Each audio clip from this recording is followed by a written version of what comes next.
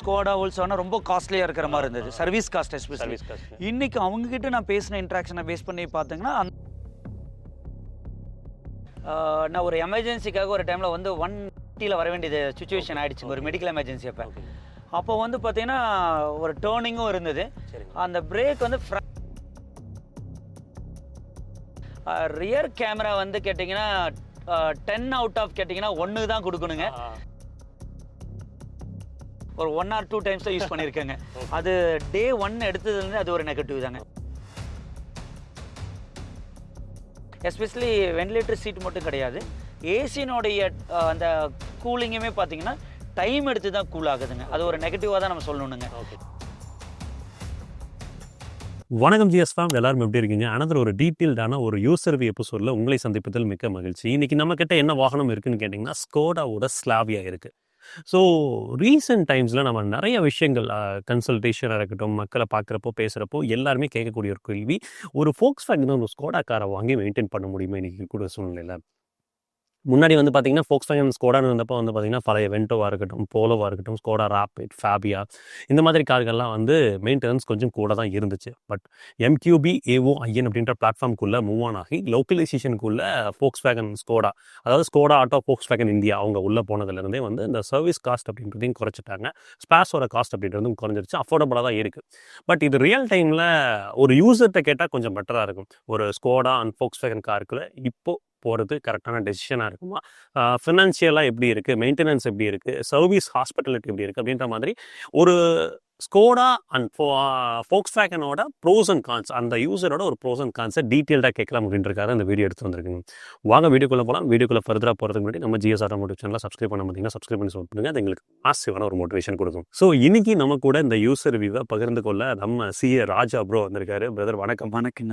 ரொம்ப நன்றி. உங்களோட பிஸி ஸ்கெடியூல், அது வந்து பிப்ரவரி மார்ச்சுங்கும் போது பீக் கண்டிப்பான ஸ்கெடியூலுங்க. கண்டிப்பாக அதில் டைம் ஸ்பெண்ட் பண்ணுறதுக்கு ரொம்ப நன்றி. நீங்கள் நல்ல ஒரு இன்ஃபர்மேஷன் கொடுத்துட்ருக்கீங்க. ஸோ அதனால் டைம் ஸ்பெண்ட் பண்ணல ரொம்ப ரொம்ப ஹாப்பிங்க. பிரதர், எப்போவுமே நாங்கள் ஃபஸ்ட்டு கேள்வி கேட்குறதே, ஒரு கார் வாங்கணும் அப்படின்னு வரும்போது எல்லாத்துக்குமே ஒரு கனவு இருக்கும். இந்த காருக்குள்ளே போகலாமா, இந்த செக்மெண்ட்குள்ளே போகலாமா, இந்த பிராண்ட் எடுக்கலாமா அப்படின்ற மாதிரி நிறையா மனசுக்குள்ள கேள்விகளும் வரும், பதில்களும் இருக்கும். கண்டிப்பாக நீங்கள் இந்த ஸ்கோடா ஸ்லாவியா போகிற டைமில் என்ன கார்கள்லாம் பார்த்தீங்க, பார்த்துட்டு இந்த ஸ்லாவியாக்குள்ளே அந்த 1.5 லிட்டர் DSGக்குள்ளே வந்ததுக்கான காரணம்? ஓகேங்க, சூப்பரான கொஸ்டினுங்க. ஆக்சுவலாக நான் வாங்கும்போது சடானா இல்லை வந்து SUV அப்படிங்கிறதுல பெரிய கன்ஃபியூஷனுங்க. ஸோ என்னுடைய ஃப்ரெண்ட்ஸு ப்ளஸ் என்னுடைய சர்க்கிளில் இருக்கவங்க எல்லாமே என்ன இப்போ தான் SUV ரொம்ப இதுவாக போயிட்டுருக்கு இல்லைங்களா, SUV தான் எடுக்கணும் அப்படின்னு சொன்னாங்க. பட் எனக்கு வந்து செடானுங்கிறது வந்து ஏன்னு தெரியல, அது மைண்டில் ரொம்ப ஃபிக்ஸ் ஆகிடுச்சு. ஓகே. அது வந்து எனக்கு ரொம்ப கம்ஃபர்ட்டான ஒரு ஃபீலாகவே நான் ஃபீல் பண்ணேங்க. ஸோ அப்படி இருக்கும்போது SUV செடானுங்கிறத வந்துட்டு செடானுங்கிறத ஃபிக்ஸ் பண்ணிட்டேங்க. ஓகே. செடானு ஃபிக்ஸ் பண்ணிவிட்டு ஒரு 3 கார் பார்க்க ஆரம்பிச்சேங்க. லைக் வோல்க்ஸ்வாகனில் நம்ம வெர்ச்சஸ் பார்த்தோங்க, தென் நம்ம ஸ்லேவியா பார்த்தோம், தென் ஹூண்டாயில் வந்து வெர்னா பார்த்தோம். ஹூண்டாய் வெர்னா எனக்கு அந்த ஃப்ரண்ட் டிசைன் வந்து அவ்வளோக்கா பிடிக்கல. ஸோ அப்போ அதை விட்டுட்டு அப்புறம் எப்பயுமே ஜெர்மன் கார் மேலே ரொம்ப ஒரு கிரேஸு. ஸோ அந்த பர்ஃபார்மன்ஸ் பேஸ்டு வெஹிக்கிளாக இருக்கும் இல்லைங்களா. ஸோ அப்படிங்கும்போது ஃபைனலாக வந்து வோல்க்ஸ்வாகன் நம்மளுடைய வெர்ச்சஸும் நம்மளோட ஸ்லேவையும் எடுத்தேங்க. அதை எடுத்துகிட்டு அதை தான் டீட்டெயிலாக ரிசர்ச் பண்ணிட்டு இருந்தேன். நீங்கள் போட்ட வீடியோஸுமே கூட கொஞ்சம் நிறைய பார்த்துருந்தேன். ஸோ பார்த்துட்டு இது ரெண்டில் எது போகலாம் அப்படின்னு வரும்போது எனக்கு ஃப்ரண்ட் லுக் வந்து இதில் கொஞ்சம் ரொம்ப எனக்கு பிடிச்ச மாதிரி இருந்தது. இதில் அந்த ஃப்ரண்ட் கிரில் பார்த்தீங்கன்னா ஆல்மோஸ்ட் லைக் இந்த BMW லுக்கில் வர மாதிரி இருக்கும். ஸோ அந்த ரீசன் ப்ளஸ் ஃபீச்சர்ஸு என்ஜின்ஸ் எல்லாமே நான் பார்க்கும்போது ஆல்மோஸ்ட் சிமிலராக இருந்தது. ஓகேங்க. ஸோ சிமிலராக இருக்கும்போது அப்புறம் எனக்கு இந்த கலர் வந்து ரொம்ப பிடிச்சது. பஸ்ஸில் நம்ம பேசும்போது ஆமாம், நாம கூட பேசணும். ஒயிட்டு தான் நான் யூஸ்வலாக எடுப்பேங்க. இதுக்கு வரை வச்சு இந்த காரே அப்படி தான். பொண்ணு வந்து எனக்கு இந்த கலர் தான் பிடிச்சிருக்கு அப்படின்னா, ஸோ நானும் யோசிச்சுட்டு இது ஒரு டிஃப்ரெண்ட் கலராக இருந்தது, நம்ம போகும்போது ஒரு டிஃப்ரெண்ட்டாக இருந்தது. ஸோ அப்போ இந்த கலர் எடுக்கணும் அப்படிங்கிறதுனால அதில் வோல்க்ஸ்வாகனில் வரும்போது கொஞ்சம் கலர் மாறி வரும். ஸோ இந்த ஃப்ரண்ட் லுக்கு ப்ளஸ் கலர் இந்த 2 ரீசனுக்காக தான் இதை செலக்ட் பண்ணேன்.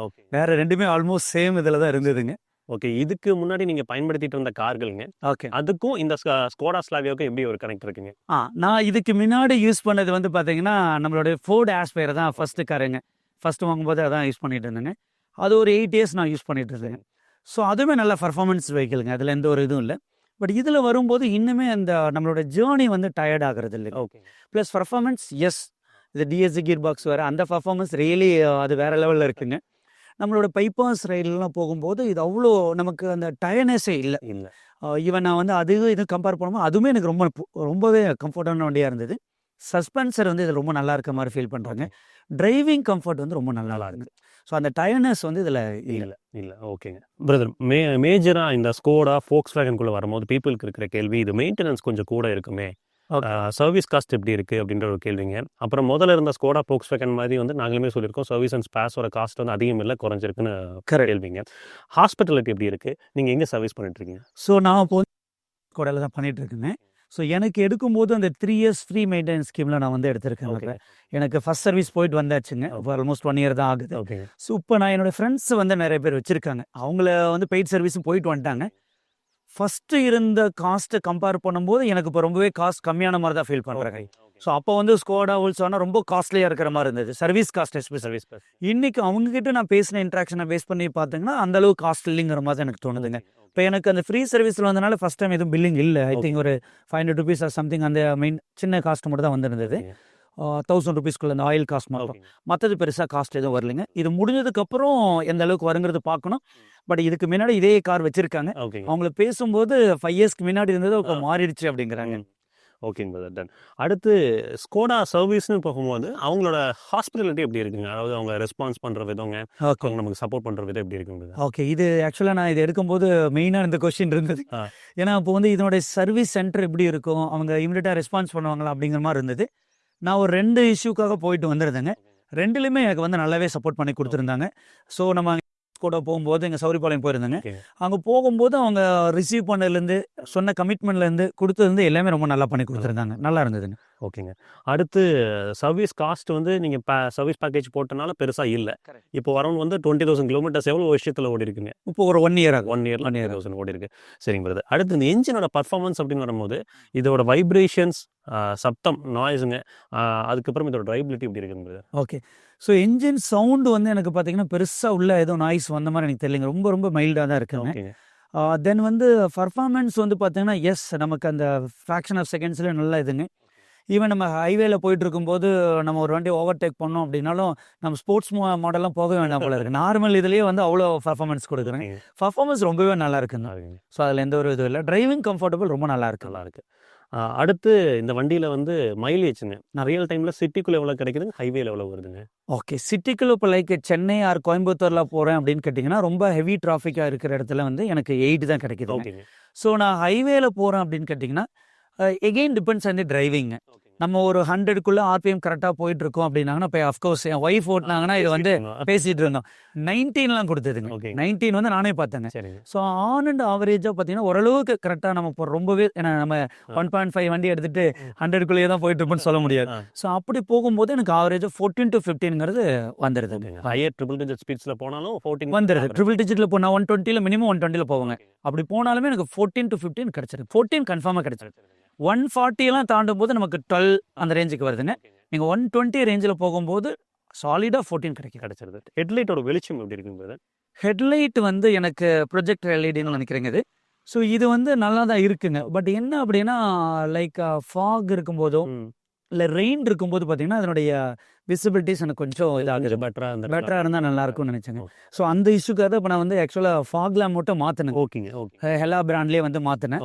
ஸோ அந்த வார்ம் ஒயிட்னு சொல்லுவாங்க, எங்கன்னா பியூர் ஒயிட்டாக வருது. ஸோ அப்படிங்கும்போது ஹெவி ரெயின் இருக்கும்போது எனக்கு அந்த கட்டிங் வந்து ஆக மாட்டேங்குது.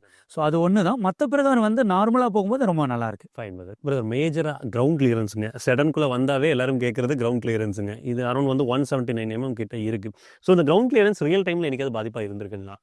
இது எனக்கு ஆக்சுவலாக ஃபோர்டு ஆஸ்பயர் இருக்கும்போது இது பெரிய இஷ்யூவாக இருந்ததுங்க. அதில் வந்து ஃபுல் லோடோட போகும்போது ஸ்பீட் பிரேக்னாவே கொஞ்சம் இதாகும். இதில் எனக்கு வந்து பெருசாக அந்த இஷ்யூஸ் இல்லைங்க. மேபி 1 or 2 ஐஸ் வந்து எனக்கு அந்த இஷ்யூஸ் ஃபேஸ் ஆச்சு. பட் இதில் அந்த கிரவுண்ட் கிளியரன்ஸ் ரொம்பவே நல்லா பண்ணதுனால எனக்கு பெருசாக ஃபுல் லோடோட போகும்போது மட்டும் ரொம்ப கொஞ்சம் ஸ்பீட் பிரேக் பெருசாக இருக்குது அப்படின்னா மட்டும்தான் அந்த இஷ்யூங்க. அதர்வைஸ் வந்து எனக்கு இது செடான் மாதிரியே ஃபீல் ஆகலை. ஏன்னா மோஸ்ட் ப்ராப்ளி இதை கொஞ்சம் இப்போ இன்க்ரீஸ் பண்ணனால அந்த இஷ்யூ இல்லைங்க. ஃபுல் லோடோட போகும்போது கொஞ்சம் பெருசாக இருக்குது ஸ்பீட் பிரேக் அப்படின்னா அப்போ மட்டும் கொஞ்சம் கேர்ஃபுல்லாக இருக்கும். ரோட் நாய்ஸ், டயர் நாய்ஸ் வருதுங்களா உள்ள காருக்குள்ள? நம்ம டயர் நாய்ஸ் கொஞ்சம் இருக்குன்னு சொல்லலாங்க, கொஞ்சம் இருக்குது. வின் நாய்ஸுங்க? வின் நாய்ஸ் அவ்வளோக்கா இல்லை. வின் நாய்ஸ் இல்லை. சரிங்க பிரதர். அதாவது இன்டீரியர் நம்ம பேசுவோம். அதுக்கு முன்னாடி வந்து எனக்கு பிரேக்ஸ் எப்படி இருக்குங்க, ஸ்டீரிங்கோட ஃபீட்பேக் எப்படி இருக்குன்னு ஷேர் பண்ணுங்க. ஓகேங்க, பிரேக்கிங் வந்து உண்மையாலுமே பயங்கர பர்ஃபெக்டாக இருக்குங்க. நான் ஒரு எமர்ஜென்சிக்காக ஒரு டைமில் வந்து இது சுச்சுவேஷன் ஆகிடுச்சு, ஒரு மெடிக்கல் எமர்ஜென்சி. அப்போ வந்து பார்த்தீங்கன்னா ஒரு டேர்னிங்கும் இருந்தது. அந்த பிரேக் வந்து ஃப்ராக்ஷன் ஆஃப் செகண்ட்ஸில் வந்து எனக்கு நின்றுச்சுங்க. பிரேக்கிங் வந்து 100/100னே சொல்லலாங்க. ஏன்னா இல்லைன்னா அந்த எமர்ஜென்சியில் நான் அவ்வளோ ஸ்பீடு போயிருக்க மாட்டேன்.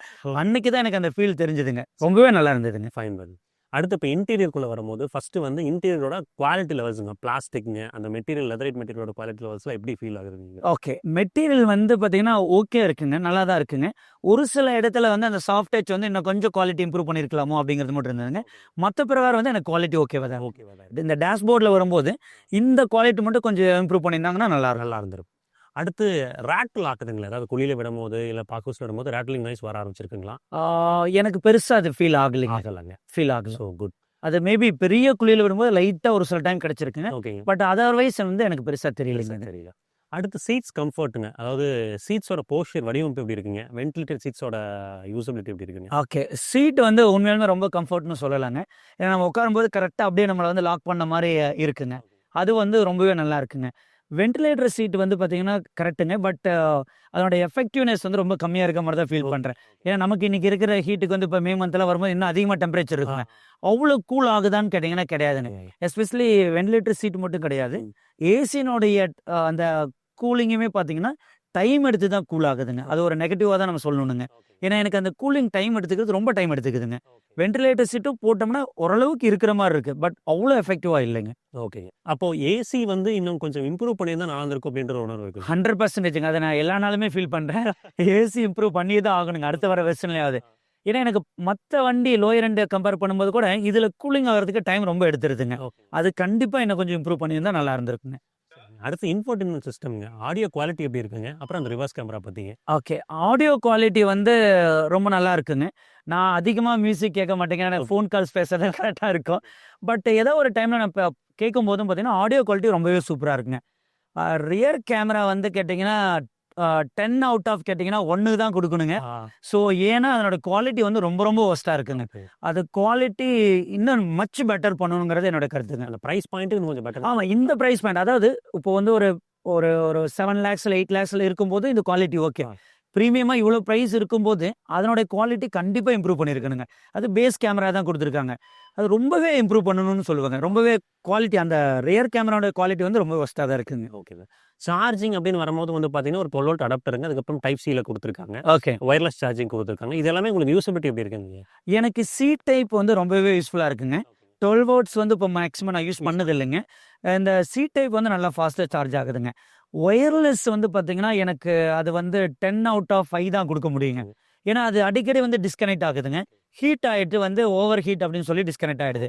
ப்ளஸ் அந்த இடத்துல வைக்கிற இடமும் பார்த்தீங்கன்னா அது கரெக்டாக லாக் ஆகலைங்க. ஸோ லைட்டாக எங்கேயாவது ஒரு குழியில் இது மாதிரி ஏறினா கூட மூவ் ஆகிடுதுங்க. அந்த ஒயர்லெஸ் வந்து நான் இது வரைக்குமே பார்த்தீங்கன்னா ஒரு 1 or 2 டைம்ஸ் தான் யூஸ் பண்ணியிருக்கேங்க. அது டே 1 எடுத்ததுலேருந்து அது ஒரு நெகட்டிவ் தாங்க. சி டைப் வந்து நல்லாவே ஃபாஸ்ட்டாக சார்ஜ் ஆகுது. அடுத்து பிளைண்ட் ஸ்பாட்ஸுங்க. அதாவது நம்ம ஹில் ஸ்டேஷன்ஸ் போகும்போதுங்க இல்லை கார்னர்ஸ் இருக்கும்போது அந்த பில்லர் பிளைண்ட் ஸ்பாட்டோ இல்லை இந்த ஐஆர்விஎம் ஏதாவது பிளைண்ட் ஸ்பாட் உருவாக்கியிருக்குங்களா? எனக்கு வந்து இந்த இதை வந்து எதுவும் எனக்கு உருவாக்குன மாதிரி தெரியலைங்க. இது வந்து ஒரு சில டைமில் அதாவது வண்டி கொஞ்சம் பெருசாக இருக்கும்போது அது ஒரு சின்ன இது வந்திருக்குங்க. பட் மேஜர் கன்சர்னாக இல்லை. அது வெரி ரேர் தாங்க. ஓகேங்க டன். ஸ்டீரிங்கோட ஃபீல் அண்ட் ஃபீட்பேக் எப்படி இருக்குங்க? ஸ்டேரிங் வந்து உண்மையாலுமே ஒரு ஆல்சம் தான் அப்படின்னு தான் சொல்லணுங்க. ரொம்பவே கம்ஃபர்ட்டாக இருக்குங்க. நம்ம எந்த கார்னர் எங்கே இருந்தாலும் ஒரு ஒரு ஒரு ஹேண்டில் அப்படியே ஈஸியாக நம்ம டேர்ன் பண்ணலாங்க. அது ரொம்பவே நல்லா இருக்குங்க. நல்லா இருக்கு. கியர் பாக்ஸோட கேலிப்ரேஷனுங்க. கியர் பாக்ஸ் வந்துங்க நான் வாங்கும்போது தான் எனக்கு ஆட்டோமேட்டிக் இதுதான் ஃபர்ஸ்ட் ஆட்டோமேட்டிக். அதுக்கு முன்னாடி மேனுவல் தான் இருந்தது. அப்போ நிறைய ரிசர்ச் பண்ணேன். ஸோ ரிசர்ச் பண்ணும்போது பார்த்தீங்கன்னா சிவிடி எல்லாம் நிறைய இருக்குது இல்லைங்களா? அதில் பார்க்கும்போது டிஎஸ்சி கியர் பாக்ஸ் வந்து one of the finest gear box அப்படிங்கிறத கேட்டேன். பட் இப்போ என்னென்னா அதோட மெயின்டெனன்ஸ் காஸ்ட் அதிகமாக இருக்குங்கிறது இப்போ தான் தெரிய வந்தது.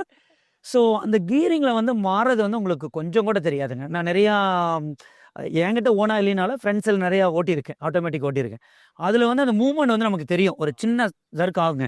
இதில் வந்து எனக்கு அது கொஞ்சம் கூட டிஃப்ரென்ஸே இல்லைங்க. ரொம்பவே நல்லாயிருக்கு. கீரை பொறுத்த வரைக்கும் அந்த மூவ்மெண்ட்லாம் எதுவுமே தெரியல. இதனால் வரைக்கும் ஏதாவது டிராஃபிக் கண்டிஷன்ஸில் போகும்போது டிரான்ஸ்மிஷன் ஹீட் ஆகிற நோட்டிஃபிகேஷன் ஏதாவது வந்திருக்குங்களா? இல்லை, எனக்கு இது வரைக்கும் வந்தது இல்லைங்க. நான் டிராஃபிக்கில் ஓட்டியிருக்கேங்க. சென்னை டிராஃபிக்கில் ஓட்டியிருக்கேன். இங்கேயும் ஓட்டியிருக்கேன். கோயம்புத்தூர்லையும் பெருசாக எனக்கு வந்ததில்லை. இது வரைக்கும் வந்ததில்லை. ஓகேங்க பிரதர். ரியர் சீட் ஸ்பேஸ்னு வரும்போது சடன் ஆக்சுவலாக எக்ஸல் ஆகிற இடமே அதுதான். கரெக்ட். ஸோ உங்களுக்கு ரியர் சீட்டோட கம்ஃபர்ட் எப்படி இருக்குங்க? ரியர் சீட் உண்மையாலுமே இதில் வந்து செடானில் இதில் அந்த உண்மையான ஃபீல் டிரைவர் அந்த ஓனர் ஃபீல் வரணும்பாங்க இல்லைங்களா? இது வந்து ரியர் சீட் வந்து ரொம்பவே கம்ஃபர்ட்டாக இருக்குங்க. தை சப்போர்ட் மட்டும் இன்னும் கொஞ்சம் கொடுத்துருந்தாங்கன்னா இன்னும் கொஞ்சம் நல்லா இருந்திருக்கும். மற்ற பிரகாரம் 2 பேர் வந்து கம்ஃபர்டபுளாக உட்காந்துட்டு போகலாங்க. 3 பேர் அடல்ட்ஸ் உட்காந்தாங்கன்னா கண்டிப்பாக சஜஸ்டபிள் இல்லைங்க. லாங் டிரைவ் போக முடியாது. ஷார்ட் டிஸ்டன்ஸ் ட்ராவல் பண்ணலாம். கிட்ஸ் இருந்தாங்கன்னா ஓகேங்க. ஓகே. அதர்வைஸ் 2 பேர் வந்து ரொம்ப கம்ஃபர்டபுளாக உட்காரலாங்க. ஹெட்ரூம், லெக் ரூம், நீ ரூம் எல்லாமே கம்ஃபர்டபுளுங்களா? எனக்கு இதில் உண்மையிலுமே ரொம்பவே கம்ஃபர்டபுளாக தான் இருக்குங்க. ஏன்னா ஹெட் ரூமே பார்த்தீங்கன்னா எனக்கு வந்து பார்த்தீங்கன்னா இன்னுமே கொஞ்சம் நல்லாவே கேப் இருக்கும். 6 ஃபீட்டுக்கு மேலே போகும்போது வேணால் கொஞ்சம் அவங்களுக்கு கம்ஃபர்ட்டாக இல்லாமல் இருக்கலாம். அதர்வைஸ் எனக்கு ரொம்பவே நல்லா இருக்குங்க. லெக் ரூம் வந்து சரி டிரைவருக்கு எவ்வளோ கம்ஃபர்ட்டாக வச்சாலுமே இங்கே எனக்கு நல்லாவே ஸ்பேஸ் கிடைக்குங்க. நீங்கள் நல்லாவே இந்த இந்த இந்த ஸ்பேஸ் வந்து ரொம்பவே நல்லா இருக்குங்க. ஓகேங்க. அடுத்து பூட்டுங்க. ரொம்ப ஏன்னா அவ்வளோ பெரிய ஒரு பூட் கொடுத்துருக்காங்க. ஸோ அது வந்து உங்களோட ட்ராவலுக்கு கம்பேனியனாக இருக்குங்களா? கரெக்டுங்க. பூட் வந்து எஸ் எனக்கு செடானில் இன்னொன்று பிடிச்சி வந்து பார்த்தீங்கன்னா அந்த பூட் ஸ்பேஸ் வந்து ரொம்ப நல்லா இருக்குங்க. ஸோ இப்போ நம்ம ஃபேமிலியோட போகிறோம் அப்படின்னு கேட்டிங்கன்னா பெரிய ட்ராலி 2 எடுத்து வச்சா கூட எடுத்து வச்சுட்டு கிட்ஸ் 2 பேர் இருக்காங்க. அவங்களுக்கு தேவையானது எக்ஸ்ட்ரா லக்கேஜ் போட்டாலும் எனக்கு வந்து பூட் வந்து பத்தாது அப்படிங்கிற இஷ்யூ இது வரைக்கும் வந்தது இல்லைங்க. எவ்வளோ வேணாலும் நம்ம லோட் பண்ணிக்கலாம். அதுக்கு வந்து ரொம்பவே ஹெல்ப்ஃபுல்லாக இருக்கு. ஸோ நம்ம ஃபேமிலி ட்ரிப்லாம் போகிறோம் அப்படின்னா இவ்வளோ பெரிய பூட் ஸ்பேஸ் வந்து தேவைப்படுது. அதர்வைஸ் இவ்வளோ பெருசு தேவைப்படாது. ஓகே. நண்பர் சார், ஃபைனலாக ஒரு டீட்டெயில்டான ஒரு யூசர் ரிவ்யூ மக்களுக்கு போய் சேர்ந்துருக்கும்னு நினைக்கிறேங்க. இந்த வண்டியோட ஒரு 3 பாசிட்டிவ்ஸ் 3 நெகட்டிவ்ஸ்னால் என்ன சொல்ல நினைக்கிறீங்க? ஓகே. பாசிட்டிவ்ஸ் அப்படின்னு கேட்டிங்கன்னா சேஃப்டி வைஸ் எனக்கு தெரிஞ்சு ரொம்பவே நல்லா இருக்குன்னு நினைக்கிறேங்க. ஏன்னா அந்த நம்மளுடைய டோர் க்ளோஸ் பண்ணும்போது அந்த வெயிட் அவ்வளோ ஃபீல் பண்ண முடியுங்க. குழந்தைங்களாம் வந்து அதை க்ளோஸ் பண்ணாத அளவுக்கு நல்லா வெயிட்டாக இருக்குங்க. அது வந்து ரொம்ப பாசிட்டிவாக நான் ஃபீல் பண்ணுறேங்க. ஏன்னா இன்றைக்கி இருக்கக்கூடிய சர்க்கம்ஸ்டன்ஸ் வந்து சேஃப்டிங்கிறது ரொம்ப முக்கியமாக இருக்குது.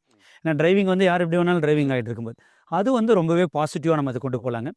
2வது வந்து கியர் பாக்ஸ் வந்து சர்வீஸில் வரும்போது எக்ஸ்பென்சிவாக இருந்தாலும் இந்த கியர் பாக்ஸ் வந்து ரொம்பவே கம்ஃபர்டபுளாக இருக்குது. அதாவது அந்த டிரைவிங் இதுவே கொஞ்சம் கூட தெரியறது இல்லைங்க. டயர்னஸே தெரியறதில்ல. ஸோ அது ஒரு பாசிட்டிவாகவே நம்ம பார்க்கலாங்க. 3rd வந்து பார்த்திங்கன்னா லெக் ரூம் ரியர் சீட்டில் அது ரொம்ப நல்லாயிருக்கு. பூட் ஸ்பேஸ் இதெல்லாம் பாசிட்டிவ்னு சொல்லாங்க. நெகட்டிவ்னு சொல்லும்போது நான் ஆல்ரெடி சொன்ன மாதிரி ஏசி வந்து கண்டிப்பாக வந்து இன்னும் கொஞ்சம் இம்ப்ரூவ் பண்ணியிருக்கணும் அப்படிங்கிறது எதையுமே மாற்று கருத்து இல்லைங்க. அது 2 வந்து ஒயர்லெஸ் சார்ஜிங் ஓகே அக்செப்டபிளுங்க. ஏன்னா நம்ம வந்து சி டைப் இருக்கிறனால யூஸ் பண்ணிக்கிறோம். பிரதர், இந்த நெகட்டிவ் ஆஸ்பெக்ட்ஸில் நம்ம பேசிகிட்டு இருந்த மாதிரி அந்த 360 டிகிரி கேமரா அது ஆமாங்க. நெகட்டிவ்ல வந்து மோஸ்ட் இது ஏசி ஒன்று சொல்லியிருந்தேங்க. அடுத்து இந்த பட்ஜெட்டுக்கு வந்து 360 டிகிரி கேமரா கொடுத்துருக்கணுங்க கண்டிப்பாக. அடாஸ் கூட நம்ம ரோட்டுக்கு எந்த அளவுக்கு யூஸ் ஆகுது நமக்கு தெரியல. பட் 360 டிகிரி கேமராங்கிறது கண்டிப்பாக கொடுத்துருக்கணும். ஏன்னா லேடிஸ் அவங்க ஓட்டும்போது சரி நம்ம ஓட்டும் போதுமே ரொம்ப யூஸ்ஃபுல்லாக இருக்கும். டிராஃபிக்கில் ரொம்ப கன்வீனியண்டாக இருக்கும். அது இல்லைங்க ஃப்ரண்ட் சென்சாருமே இதில் வரல. இது நான் எக்ஸ்ட்ரா தான் ஆட் ஆன் பண்ணியிருக்கேங்க. ஸோ அந்த ஆப்ஷன்ஸ் 360 கொடுத்துருந்தா சூப்பராக இருந்திருக்கும். அது வந்து உண்மையிலுமே ஒரு நெகட்டிவாக தான் நான் பார்க்குறேங்க. ஸோ அது போக மைலேஜ் இதில் இவ்வளோ தான் எதிர்பார்க்க முடியும்னு நினைக்கிறேன் இல்லைங்க. அதனால் வந்து அதை நம்ம நெகட்டிவாக சொல்ல முடியாது. மற்ற பிரகாரம் எல்லாமே ஓகேவாங்க, எனக்கு பிரச்சனை இல்லை. ஸோ ரொம்ப நன்றிங்க பிரதர். இவ்வளோ நேரம் டைம் ஸ்பெண்ட் பண்ணி எங்களுக்காக இந்த விஷயத்தை ஷேர் பண்ணதுக்கு தேங்க்ஸ். ஸோ அடுத்த ஒரு வீடியோவில் இன்னும் பெட்டரான ஒரு இன்ஃபர்மேஷனோட சந்திக்கலாம். அது வரைக்கும் எப்பவுமே சொல்கிறது தான், ரோட்டில் போய் வரப்போ உங்களை நம்பி எப்படி குடும்பம் இருக்கும் அந்த மாதிரி ரோட்டில் போய் வர சக மனிதர்களை நம்பி நேசிக்கிற குடும்பம் இருக்குது. அது சஜஸ்டர் வேணும். பத்திரமா போய் பத்திரமா வாங்க. Tata, take care.